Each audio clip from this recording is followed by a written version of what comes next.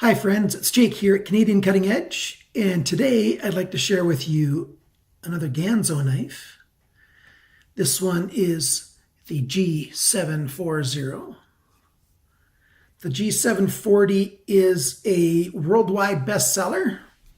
I'm not sure why it's not a bestseller in North America. Well, I have a good idea why. It just isn't spectacular looking. It's not, I guess, what some people might call sexy enough. I don't like using that term with knives because it has nothing to do with a knife. It's just not a, an in-your-face wow knife. It's a very simple looking handle, a very simple looking drop point that just gets it done. And I think that's why it's a worldwide bestseller. And I'd like to share it with you this morning. So, well, for me, it's still morning, my best time of day while my brain's still half working. So stick around, come on down to the tabletop with me, and we'll take a good look at this knife. I've said in a couple places that the 740 is the largest knife that Ganzo makes. And while it's true in one perspective, the entire length of the knife, which is 9¼ inches roughly, 23½ centimeters right around. It is the largest knife in all of those parameters, but there are a number of other knives that have the same size blade. We've got the G723, and I'm only talking about the cutting edge, from where the cutting edge starts to the tip of the blade. It's 9.5 centimeters. The 722 has got the same size. So we've got the 723 and the 722. I've got them both in green right here. You've seen, I know I did a review on the 723. I think I've got the 722 as well. If not, coming soon. Or the 720. I've definitely done the 720. The blade edge from tip to the end of the cutting edge, measured in a straight line from point to point, is the same size. And the nice and funky looking 712 has also got a 9.5 centimeter blade. So, and I might have missed a couple. There's a few out there that are that size. That's a 3¾ inch blade.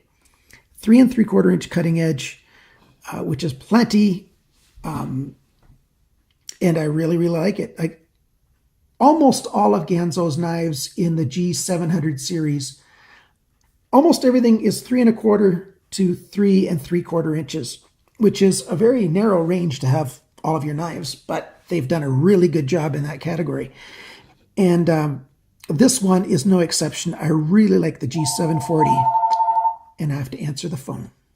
Now that's an interruption I really don't mind having. That was my daughter, the married one with my grandson. So I had to talk to her for a minute. Where was I? Anyways, what I want to say next, no matter where I was, is that the G740 is, for me, a really nice knife. I really like how it feels in the hand, how it feels when you're just holding it, how it feels when you're using it. It can do really hard work without getting any real hot spots. Other knives that Ganzo makes, also don't make hot spots, but this one's even more comfortable.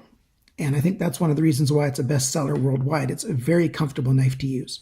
You only have tip up, right and left options with this knife. The handle being, 5¼ inches long is why it's so comfortable for so many different hand sizes. It's thin enough. It's just over, it's around 1¼ inch at this widest spot, and just over 1 1/8 inches here and here. And I didn't measure the thickness, did I? In just a second. I'll do that right now with my digital vernier calipers. Yeah, just over ½ inch thick. And that's the reason why this thing is so very comfortable for so very many people. If you're looking for a knife that you want to actually use and do a hard use folder, if that's what you're looking for, get the G740. For the price point, I don't think you're going to find, I'm convinced you're not going to find a better knife for that task. Let's talk about this blade. First, we've got a nice full flat grind, a nice satin finish on it, a 440C steel, which is a really nice mid-grade steel in my opinion. Some people call it a low-end steel. I call it, at the entry point of a mid-grade steel, and for like less than 20 bucks, $20 US. Wow. And the edge does retain very well, and it doesn't corrode easily. Every stainless steel does stain eventually. Well, it can stain, I should say.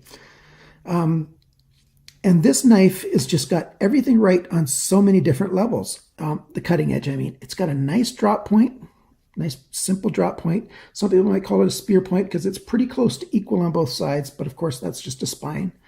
It starts losing its thickness right away, but it's very gradual until you've got just over an inch left, and then it starts coming down to a tip. The grind on mine is equal on both sides. They did a very good job with the grind. The thumb stud, I don't mind the thumb stud on here at all because they put the thumb stud behind your cutting line. So the end of your cutting edge is here. And if you go straight up the blade from there, your thumb stud is not in the way of these slice through kind of jobs. They did a great job with that. You can sneak up, and even though they didn't put a choil type end on here, they made this nice and flat here. You can safely choke up if you want to and use the edge.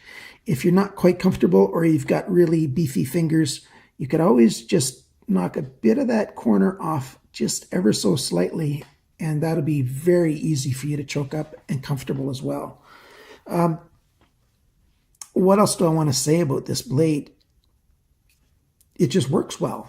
Let me grab some paper and I'll show you that it cuts well.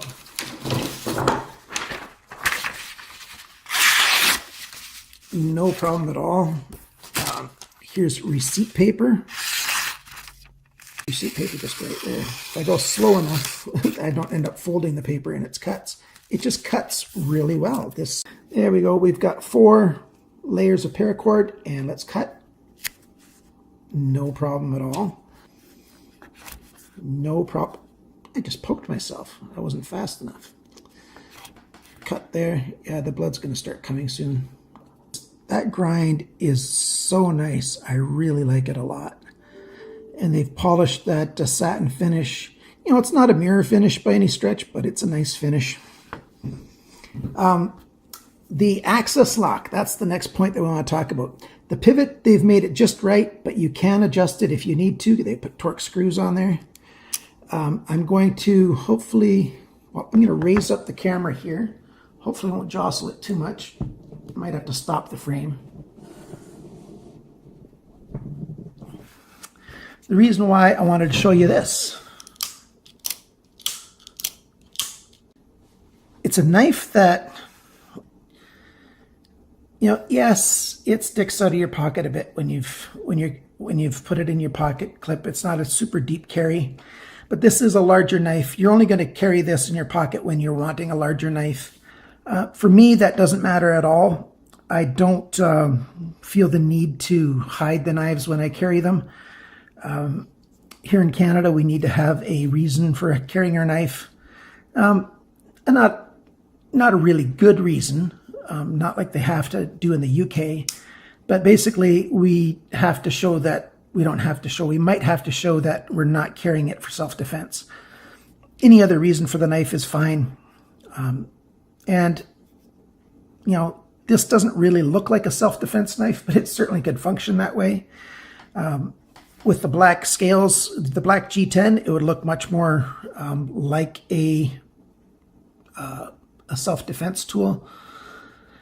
That's one of the reasons why I like having the nice colorful scales, I guess. I haven't really consciously thought about it that much, but I think so. And this knife just is one of those things that feels really good in the hand, as I mentioned before. The cutting edge is great. It's easy to sharpen. It's It stays sharp for quite a while. Yeah. What's not to like about this knife? I didn't mention the big lanyard hole. You can put a really beef lanyard on there. You know, an axis lock that functions very well, and it locks up quite well. I'm going to demonstrate. I don't always demonstrate this. I'm going to show you how strong the axis lock is by giving it some nice taps. I'm going to hold it in this manner, so I'm out of the way of the edge there.